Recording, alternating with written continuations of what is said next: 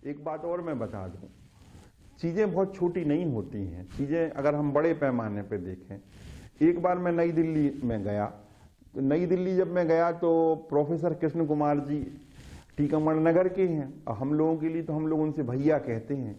ये उनकी उदारता है, उनका बड़प्पन है कि वे वो नाता मानते हैं। तो मैं उनके घर ठहरा, और जब मैं कृष्ण कुमार जी के घर गया तो उस दिन भी बहुत जल्दी में थे, तो मेरे से बोले, यशोवर्धन एक काम नहीं करो यार, तुम मेरे साथ भौंडसी चल सकते हो। अब अंधा क्या चाहे, दो आंखें। मैंने कहा भौंडसी आश्रम चंद्रशेखर जी का? बोले हाँ, भौंडसी में चंद्रशेखर जी का भाषण है, और वहां पर लक्ष्मी नारायण जी नायक और तमाम लोग आए होंगे, टीकमगढ़ के लोगों से अपन मिलेंगे, और मेरा भी वहां प्राथमिक शिक्षा पर भाषण है।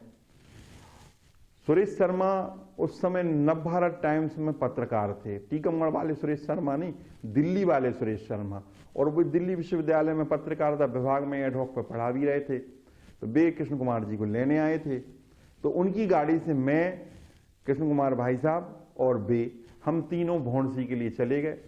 अब मैं क्या करता, तो भैया हमेशा गर्म पानी पीते हैं, उनका पानी साथ में चलता है, तो उन एक हाथ में मैं उनकी एक किताब लिए था, दूसरे हाथ में मैं पानी की बोतल लिए था। प्रायः दिल्ली के अधिकांश जगह ये हमारा परिचय है कि उन्हें कृष्ण कुमार का छोटा भाई।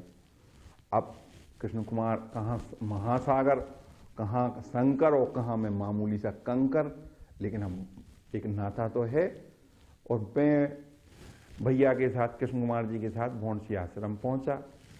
वहां पे भैया ने सबसे मुलाकात की, वहां पे लक्ष्मी नारायण जी नायक मिले, पृथ्वीपुर के बहुत सारे लोग मिले, उन सबसे औपचारिक बात करी। इतने में मंच से अनाउंसमेंट हुआ, नेताजी खड़े हो गए, चंद्रशेखर जी। बड़ी कमाल की चीज है, हजारों की भीड़ थी। चंद्रशेखर जी की शांत आवाज में उन्होंने कहा, सब लोग शांत हो जाइए। सब लोग शांत हो गए। चंद्रशेखर जी बोले, आप लोग जानते हैं प्राथमिक शिक्षा पर हिंदुस्तान का गौरव और एक महान शिक्षा शास्त्री प्रोफेसर कृष्ण कुमार का भाषण होना है, आप लोग धैर्य से सुनिएगा। शिक्षा एक ऐसी चीज है, इस पर बात होनी चाहिए। और कृष्ण कुमार जी बोलने के लिए खड़े हुए। कृष्ण कुमार जी का भाषण चालू हो गया। चूंकि मैं कृष्ण कुमार जी के साथ बैठा हुआ था, तो एक सज्जन मेरे पास आए, उन्होंने अपने चश्मे को उतारा, साफ किया रुमाल से, मेरे से बोले, आपका नाम? फिर खुद ही वो बोले, यशोवर्धन हो क्या? मैंने कहा, सर आप मुझे कैसे जानते हैं? बोले, कृष्ण कुमार सर की किताब में एक लेख में तुम्हारा जिक्र है। मैंने कहा, मेरा जिक्र है? बोले, हाँ, तुम टीकमगढ़ की लाइब्रेरी को बचाने के लिए तुमने जो संघर्ष किया है और जिस तरह की गतिविधियां तुम टीकमगढ़ में कर रहे हो, वो पूरे एक अध्याय में है। 1.5 पन्ने के उस लेख में तुम्हारा जिक्र है जगह जगह। मैं बड़ा हतप्रभ हुआ। मैंने कहा, भैया की किताब में मेरा उल्लेख है? बोले, हाँ। मैंने, सर आपका परिचय है? बोले, मुझे जानते हो, मेरा नाम है हरिवंश। मैंने कहा, सर हाँ, आप प्रभात खबर अखबार के संपादक हैं। प्रभात खबर पटना से प्रकाशित होता है और उसके कई संस्करण हैं। आप तो देश के नामचीन पत्रकार हैं और मैंने आपका खूब नाम सुना है। मिला मैं पहली बार हूं और मेरी उनसे चर्चा होती रही। आप आश्चर्य करिए, बरसों बाद संसद में राज्यसभा के उपसभापति के रूप में हरिवंश जी विराजमान हैं। मैंने देखा टेलीविजन पे, मैंने कहा, अरे हरिवंश। एकाएक मुझे वो पुराना पूरा का पूरा स्मृति ताजा हुई कि अरे भैया के भाषण के दौरान उन्होंने मेरे से कहा था, आप यशोवर्धन हैं और मैंने आपका जिक्र फलां किताब में किया था। तो काम अगर आप करते हैं, अच्छा सोचते हैं, तो बात बहुत दूर तक जाती है। वो कहते बात निकलेगी तो दूर तक जाएगी। मित्रों,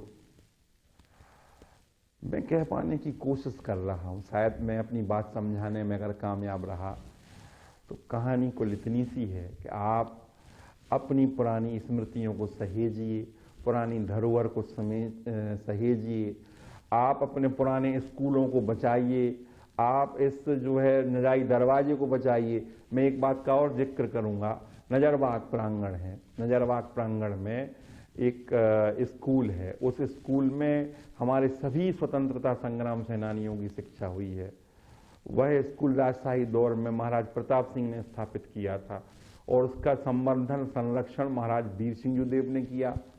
उस स्कूल में दाऊ सरदार सिंह भी पढ़े, अमर सिंह राठौर साहब पढ़े, तमाम लोग पढ़े, नंदराम कटहल वगैरह का जिक्र आता है कि भाई इस स्कूल से सभी को बड़ा लगाव रहा है। इस स्कूल की इमारत तोड़ने की योजना बन गई, टेंडर जारी हो गए, कहा यार ये इमारत मिटेगी तो क्या होगा, ये होगा कि आजकल एक ही काम बचा है, धर्म के नाम पर धार्मिक स्ट्रक्चरों का फैलाव करो। हम लोग बड़े चिंतित हुए।